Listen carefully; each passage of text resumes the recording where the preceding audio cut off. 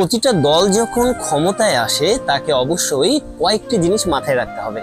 তার ভিতর সবচেয়ে বড় যে বিষয়গুলো মাথায় রাখতে হবে সেগুলো আমি একে একে আপনাদের সাথে শেয়ার করছি।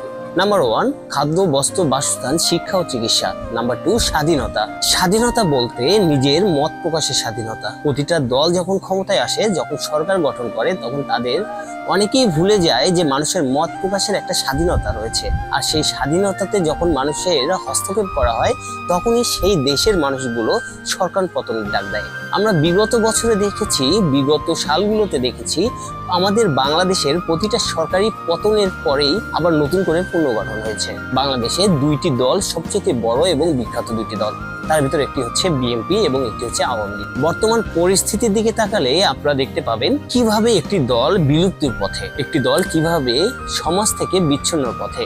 এর কারণ কি? এর কারণ হচ্ছে স্বাধীনতা। মানুষের কথা বলার যে মৌলিক স্বাধীনতা ছিল, সেই স্বাধীনতাকে হরণ করা হয়েছিল। আমরা অতীতের দিকে তাকাই না, অতীতের দিকে যদি আমরা তাকাই তাহলে অতীতের দিকগুলো দিয়েও আমরা বুঝতে পারি। গততে এরশাদের আমলে যেভাবে স্বৈরশাসন চালু হয়েছিল, সেই স্বৈরশাসনকে যেভাবে পতন করা হয়েছিল, সেদিকে আমরা যদি তাকাই তাহলে আমরা কিন্তু বর্তমানটাও বুঝতে পারতাম। প্রতিটা দল যখন ক্ষমতায় আসে তখন সে দল ভাবে যে আমি আজকে থেকে 5 বছর না, আজকে থেকে আজীবন পর্যন্ত এই সরকার গঠন করেই চলবো। এই ধরনের মন মানসিকতা, এই ধরনের মনোভাব যখন সৃষ্টি হয়, তখন বাংলাদেশের মানুষের মনের ভিতর যে আকাঙ্ক্ষাটা থাকে, যে চাহিদাটা থাকে, সেই চাহিদাটা আর পূরণ হয় না। একটা বিষয় আপনারা ভালোভাবে ভেবে দেখেন, বাংলাদেশের যতগুলো সরকার পরিবর্তন হয়েছে, প্রতিটা সরকারের বেশিরভাগ সরকারগুলোই পতনের দিক দিয়ে পরিবর্তন হয়েছে। অর্থাৎ জনগণেরা সোচ্চার হয়ে যখন পতনের ডাক দিয়েছিল, তারপরেই সরকার নেমে যায়। প্রতিটি সরকার যদি খাদ্য, বস্ত্র, বাসস্থান, শিক্ষা ও চিকিৎসার ভিতর গুরুত্ব দিত, তাহলে এই স্বাধীন বাংলাদেশের মানুষগুলো সেই সরকারকে মনে প্রাণ দিয়ে বিশ্বাস করতো এবং ভালোবাসতো। আমাদের দেশে এত প্রযুক্তি থাকতে আমরা কেন ইন্ডিয়াতে যা চিকিৎসা নেব?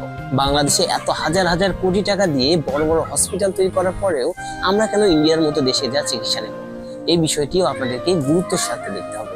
আমি বলছি না বাংলাদেশের উন্নতি সাধন হয়নি, বাংলাদেশের উন্নতি সাধন হয়েছে, কিন্তু এতদিন অন্য কোনো সরকারও যদি থাকতো, সে সরকারও উন্নতি সাধন করত।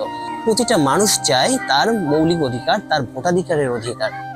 এই ভোটাধিকারের অধিকার যখন হরণ করা হয়, তখন মানুষের ভিতর একটা ক্ষোভ তৈরি হয়। বাংলাদেশে বিরল ঘটনার ভিতর এই সরকারের পতনটা সবচেয়ে অন্যতম। অনেক সরকারি পতন হয়েছিল, কিন্তু তারা বাংলাদেশ ছাড়েনি। কিন্তু আওয়ামী লীগ সরকার বাংলাদেশ থেকে পতনের পরে অন্য দেশে গা ঢাকা দিয়েছে।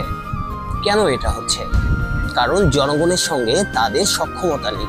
আজকে কেন ছাত্র সমাজের এই আন্দোলন করতে হবে? যে ছাত্রগুলো স্কুল, কলেজ, ভার্সিটিতে পড়ালেখা করবে, আজকে তারা কেন এত তাড়াতাড়ি দেশের হাল ধরবে? এই বিষয়গুলো আপনাদেরকে জানা দরকার। দেশের মানুষ সরকারকে অপছন্দ করে না, দেশের মানুষ সরকারের কার্যক্রমগুলোকে অপছন্দ করে। দেশের যে কার্যক্রমগুলো হচ্ছে, এই কার্যক্রমগুলো যদি সরকার নিজের হাতে এককভাবে ভালোভাবে পরিচালনা করত, তাহলে কিন্তু দেশে আজকে এই পতনের ডাক আসতো না। আজকে আমরা দেখতে পাচ্ছি দেশের যারা মন্ত্রী মিনিস্টারেরা ছিল, যারা এমপিরা ছিল, তারা দেশ ত্যাগ করে বাংলাদেশ থেকে অন্য দেশে আশ্রয় নিয়েছে বা গা ঢাকা দিয়েছে। অনেকে যাওয়ার পথে আবার ধরাও পড়ছে। একটা বিষয় ভালো করে ভেবে দেখেন, অন্যান্য বড় কান্ট্রির দিকে আমরা যদি তাকাই, সেই কান্ট্রিগুলোর দিকে তাকালে আমরা কি দেখতে পাই? আমরা যদি ইউএস আমেরিকার মতো বড় বড় কান্ট্রির দিকে তাকাই, তাহলে আমরা কি দেখতে পাচ্ছি? সেখানে যারা সরকার গঠন করে, তারা চায় দেশকে সামনের দিকে এগিয়ে দিতে। দেশের টাকা তারা দেশে রাখার জন্য চেষ্টা করে, দেশের ডলার দেশে রাখার জন্য চেষ্টা করে, দেশকে উন্নত সাধনের চেষ্টা করে। তাদের মনের ভিতরে সেই ধরনের মনোভাব নেই যে তারা এক দেশ থেকে আরেক দেশে পালাবে। অথচ বাংলাদেশের প্রতিটা সরকারের উপদেষ্টা থেকে শুরু করে প্রতিমন্ত্রী, মন্ত্রী, এমপি, তারা আগে থেকে ধরে নেয় হয়তো বা আমাদেরকে দেশ ছাড়তে হবে। এই মনোভাবটা কেন বা হবে? জনগণের সঙ্গে সক্ষমতা যদি না গড়া হয়, তখন এই মনোভাবটা সৃষ্টি হয়। এক একটা এমপি, মন্ত্রী বা মিনিস্টারের হাজার হাজার কোটি টাকা সম্পদ বাহিরে থাকে। এই সম্পদগুলো বাহিরে কেন থাকবে? আর এত হাজার হাজার কোটি টাকা দিয়েই বা সে কি করবে?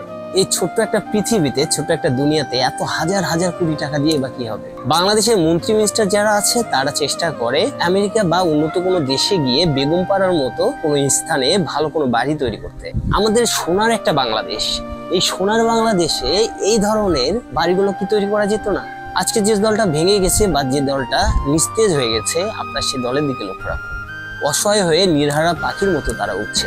যদি বাংলাদেশে সুশাসন থাকতো, বাংলাদেশের জনগণের মনের ভাবটা বুঝতো, তাহলে হয়তো বা এই বিষয়টা আর হতো না, এই দিনটা তাদেরকে দেখতে হতো না। কাজেই দেশের সরকার যখন পরিবর্তন হবে, তাদেরকে একটা বিনীত অনুরোধ করবো, এই দেশ আমাদের, এই দেশ আপনাদের, এই দেশ সকলের। এই দেশের মানুষকে ভালোবাসুন।